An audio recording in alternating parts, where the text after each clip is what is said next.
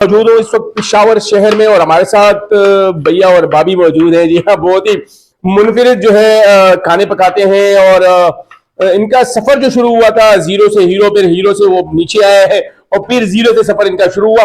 इनसे बात करते हैं। दुरानी साहब हमारे साथ मौजूद है और इनकी फैमिली मौजूद है। इनसे बात करते हैं, पूछते हैं कि कब से ये शुरुआत की थी और कैसे शुरू किया था, आइडिया कैसे आया था और ये कुकिंग जब कर रहे हैं और कहाँ कहाँ पे जो इनके फूड है वो कहाँ कहाँ जाते हैं ये भी पूछते हैं और साथ साथ जो है कितने पैसों से जो है इन्होंने ये शुरुआत की थी। सर कैसे हैं आप? शुक्र जी। अच्छा माशाल्लाह, ये इस वक्त जो है पका भी रहे हैं तो पूछ ले। अच्छा बताइएगा थोड़ा सा अपने इस सफर के हवाले से कि मैंने जीरो से कहा है लेकिन हीरो से जीरो, जीरो से फिर हीरो बने, तो कैसे बने? जी मेरे स्टार्ट तो ये तो मैं तो खुद बाय प्रोफेशन फार्मास्यूटिकल मैनेजर था। ठीक है। और एक बड़ा अच्छा सेटअप, बड़ा अच्छी लाइफ स्टाइल था, लेकिन बस कुछ हालात, कुछ अपने काम का शौक था, इंपोर्ट एक्सपोर्ट की तरफ आ गया काम करना। ठीक है। और मिसेज मेरी जो थी वो टीचर थी। जी जी। वो बाय प्रोफेशन टीचर थी, उन्होंने बीएससी बीएड किया हुआ है, मास्टर्स किया हुआ है, लेकिन वो कुछ अपने काम का शौक था, इंपोर्ट एक्सपोर्ट में कुछ तावान किया। फिर उसके बाद वो कोरोना आ गया, उन्हीं दिनों कोरोना भी स्टार्ट हो गया, तो डबल हम परेशानी में, क्राइसिस में आ गए थे। तो जो जो जमा पूंजी थी, जो कुछ बनाया हुआ था, सब कुछ वो चला गया। ठीक है।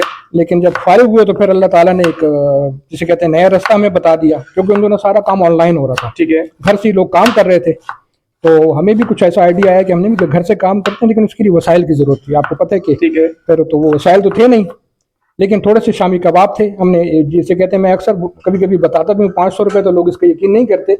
500 रुपए से सफर हुआ था सबसे पहले इनका?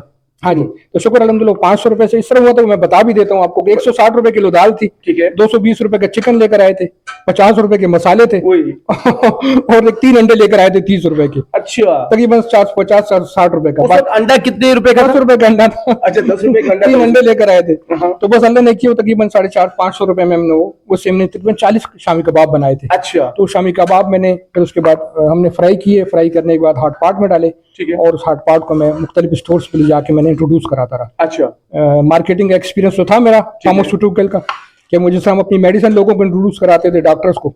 उसी तरह हमने यहाँ पे मैंने वो हॉट पॉट का बैग की जगह हॉट पॉट में शामी कबाब मैंने इन्होंने जो है ना ये जो शामी कबाब थे वो सैंपल के तौर पे लोगों को दिए। सैंपल के तौर पे दिए। तो 40 शामी कबाब माशाल्लाह लोगों ने बड़े पसंद किए। अच्छा। हाँ, लेकिन ऑर्डर एक भी नहीं आया। कोविड डिजास्टर जब स्टार्ट हुआ तो बहुत से लोग घर बैठ गए, तो हम भी घर बैठ गए। दुरानी साहब भी का बिजनेस में लॉस हो गया था, तो हमने काम अपना फिर समझ नहीं आ रहा था कि हम क्या करें।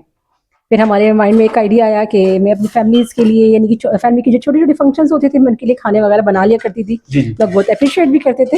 ठीक है। तो हमने सोचा कि क्यों ना इसको हम बाय प्रोफेशन काम स्टार्ट करें। ठीक है। तो फिर हमने इस तरह ऑनलाइन काम स्टार्ट किया और अल्हम्दुलिल्लाह हम भैया एंड भाभी के नाम से हम लोग पहचानते हैं लोग। अच्छा, भाभी बताइएगा कि सबसे अच्छी जो डिश है वो क्या पका लेती हैं आप, और भैया कौन सी पका लेते हैं? ये तो बताना मेरे लिए बड़ा मुश्किल ही काम है, क्योंकि मैं कौन सी डिश अच्छी बनाती हूँ। अल्हम्दुलिल्लाह मैं जितनी भी डिशेस बनाती हूँ, कस्टमर मुझे बहुत ज़्यादा अप्रिशिएट करते हैं।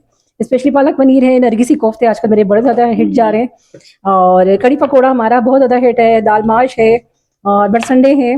अच्छा। लोग क्या लाइक करते हैं ज्यादातर खाना?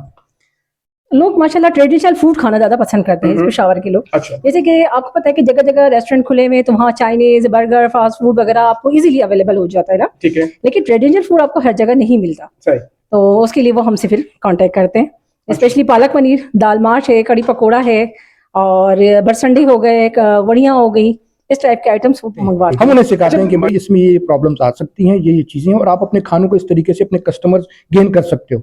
तो वो चीजें हम उनको बता रहे हैं, सिखा रहे हैं, तो उससे उन लोगों को काफी, मेरा मतलब है, हेल्प मिली। और वो अपनी चीजें हमसे वहाँ पे डिशेज बनाते हैं, हमें पेशावर में शेयर करते हैं कि देखें भाभी आज मैंने शामी कबाब बनाए, आज मैंने ये खाना बनाया, आज कौरमा बनाया, ये देखें आप, तो ये बड़ी हमारे लिए अच्छा, कहता कभी ऐसा हुआ है कि नमक डालना भूल गए हो किसी डिश में?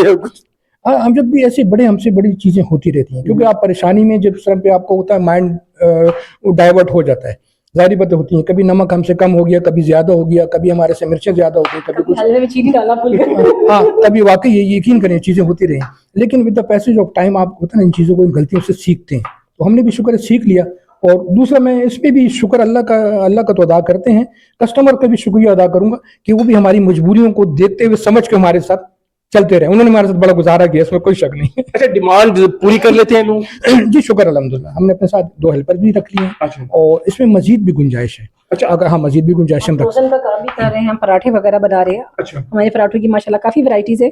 इसमें हम आलू के पराठे वगैरह बना रहे हैं, फ्रोजन पराठे हमारे, लच्छे वाले पराठे हैं, सिंपल पराठे हैं, कीमे के पराठे हैं, लच्छे वाले पराठे हैं हमारे, और चिकन पराठा भी है।